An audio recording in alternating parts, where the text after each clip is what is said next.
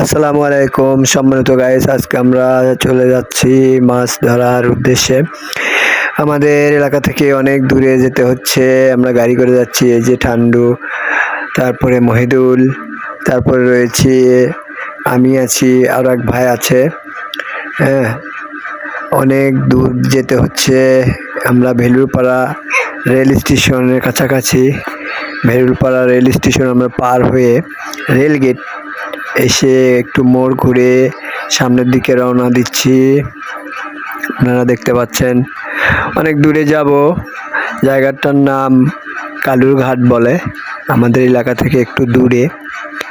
তবে সেখানে আমরা মাছ শিকারের উদ্দেশ্যে রওনা দিয়েছি। এই যে আমি আছি, ঠান্ডু মুখ লুকাচ্ছে, লজ্জা পাচ্ছে, আশাদুল, এই যে মহিদুল আছে, বেশ কয়েকজন। আরও অনেকেই আমাদের এলাকা থেকে সেখানে পৌঁছে গেছে। আমরা যাচ্ছি গাড়ি করে।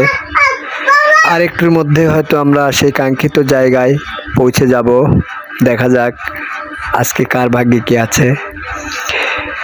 তবে ইতিমধ্যেই আমরা চলে এসেছি সেই কাঙ্ক্ষিত জায়গায়। এই জায়গাটার নামই কালুরঘাট।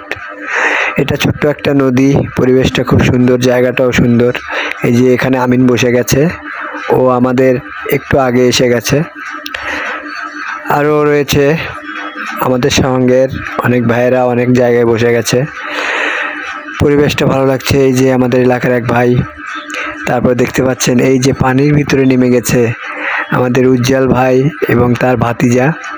তবে উজ্জ্বল ভাই বেশ ভালোই মাছ ধরে ফেলেছে ইতিমধ্যেই। রুই, মৃগেল, বেশ কিছু মাছ, প্রায় 3-4 কেজি হবে। যে মাছ দেখাচ্ছে, দেখতে পাচ্ছেন আপনারা। তবে আমাদের ভাগ্যে খুব একটা ভালো হয়নি। এই যে ব্রিজটার নামই কালুরঘাট ব্রিজ।